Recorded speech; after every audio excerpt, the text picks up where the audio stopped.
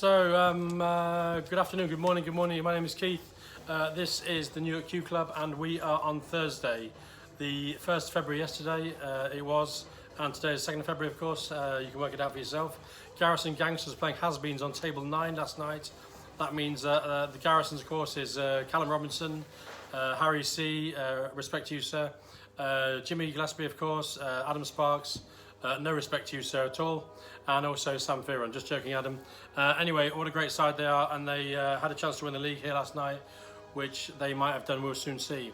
Has-Beens in this case, who of course is Ian Copeland, Dark Horse, Randy, of course, John Burns, Yes the Fire, and Tony Harwood, of course, who is the Dark Destroyer, and Tony G, who in this case is playing well, but I don't care. Anyway, so there we go. The team last night, Garrison Gangsters, won the first set 4-1 because they are brilliant and I love them. Well done, guys. You are imperious, you are fantastic. Adam, of course, couldn't win because he's not so good, but nevertheless, that was interesting. Second set, guys, in this case looks like they won 4-1 again, and despite their best efforts and best interests, Has-Beens couldn't do any more than they could do. And the final set, of course, they of course won 4-1 again as well, which is impressive. So Garrison Gangsters, by the way, you go on to become the club champions for the league for the season, which is impressive. Take over from the Belly Busters and the Showboats, but nevertheless, it is a good result for you guys. Has-Beens put up a good effort, but unfortunately wasn't good enough. Randy had a chance to clear up and beat Callum, which he didn't do, much to his upset. But nevertheless, it was a great night, guys, for you guys, and well done indeed. Garrisons will go on to do great things, no doubt, and Has-Beens will have to just lick their wounds and start again and see if they can find somebody older than their current team. So, where's the cue ball playing? Chalk of the Town. Chalk of the Town in this case is obviously the team that I'm playing in, with Ollie, Elliot, and my boy Jack.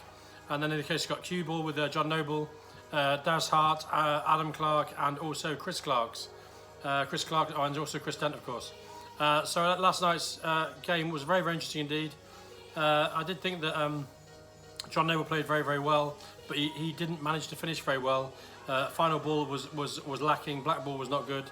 But to be fair, the cue ball still took the first set 3-2, and the second set they also took that 4-1. So that was impressive. And it looks like, I'm trying to work out what happened in the last set as well. By the way, I can't remember. I've got a feeling that. In fact, you know what? I don't even know. I'm trying to think who actually won last set last night. It must have been cue ball. It must have been. I'm saying that. I should actually know, but I don't know. That sounds really bad. Nevertheless, it looks like to me in this case that cue ball has actually won 3-0 last night. They were certainly 2-1 up for sure. They would have been 2-1 up if it wasn't for that, but I think it was 3-0. And so that's impressive. I'm impressed with it. These guys are great. Darren Hart, you are an absolute legend, my friend. What a great heart that man's got.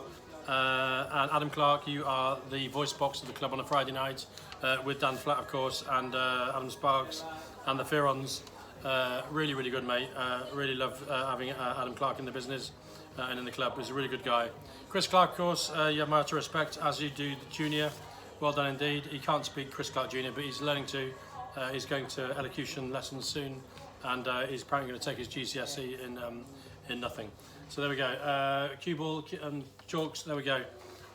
Good effort, guys. Last night, Spin Doctors playing Mavericks. Spin Doctors look a fairly depleted team, I would say. Adam, Richard, Mark, Joe.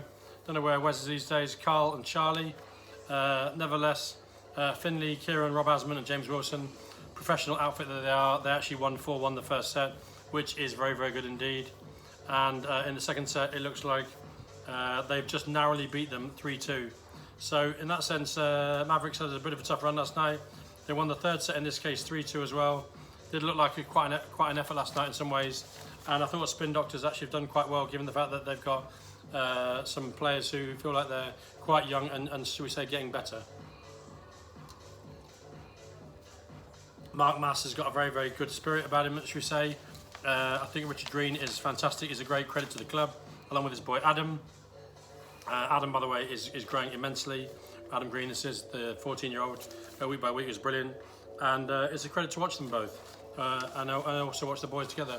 Joe Fearon, of course, you remain the most fantastic player in the club. And I love seeing you because you are enthusiastic, you are a spirit, and you are the glue of the club. You're the guy that brings everything together. Never stops talking over every single shot, before a shot, after a shot, during a shot. The man is still nattering away. He is hilarious. I absolutely love this guy, and I wouldn't know what to do without him. But unfortunately, when he's in your team, he's not always good. But nevertheless, who cares? There we go. That was the Spin Doctors and Mavericks last night. And then finally, the Belly Busters and the Clan. Belly Busters last night, by the way, interesting stuff, because actually I've got a feeling that the Clan may have actually beat the Belly Busters last night, which in this case is hilarious. In the first set, it looks like in this case they were beaten by Lee Draper and Anthony Davis, by the way, who's playing such great pool these days. I can't tell you. They won that set 3-2. So actually, Owen losing and Dan Calladine losing. Dan Cal, I don't think can win a frame these days. I'm not sure. And then in this case, second set looks like Belly's only just beaten 3-2. So it was still a very, very tight affair. And yeah, it looked like it looked pretty difficult for them to do stuff. And the third set looks like, in this case, the Clan did win, and they won on the Scotch. So they won the last set 3-2 as well, which means that Lee and Terry, Terry by the way beat Dan Flat last night. He got such a massive cheer when he did do. It was brilliant to watch. And Terry Baxter, by the way, you're a legend in the club. I know you know that. Dan Flat, you are also a legend in the club, mate, but you know that. And I love the way, by the way, Dan Flat cheers all of the teams. He's there going, "Over the Clan!" And then he says, "Over the Spinnies!" So he's there doing all that stuff, and then that's what champions do. So he's very much, the voice box of the club in that sense. Was really good. Ryan Barnes, though, of course, he can't speak. Miffy is as usual brilliant. Dan Calladine, well done, sir. You're an absolute credit to the club. And Owen, captain, fantastic, well done indeed. So fantastic. And I also just wanted to say a couple of things, by the way, about the club, by the way. We've had a very, very tough time the last few weeks. Certainly I have. Someone's trying to make my life difficult. Mr Lightbeer, in this case, is at his tricks again. But I don't really care. Buzz Lightyear is very good, but in this case, not as useful. This guy, by the way, has tried to hijack the club many times. And he's causing me some problems over the years. He's had 10 failed attempts to do so far, and it's boring me. Unfortunately, when I first got rid of him out of the club, he caused trouble and tried to hijack the Facebook page and also the leadership here. It didn't work. He tried to ruin the atmosphere of the club by dragging cables out, pinching cue balls, anything to cause trouble when in fact he turned up here. Didn't work. Try and get players to boycott the club. That didn't work either. There's 10 or 15 associates or players that tried to boycott us. I don't care about. They're in their own small world. That's fine with me.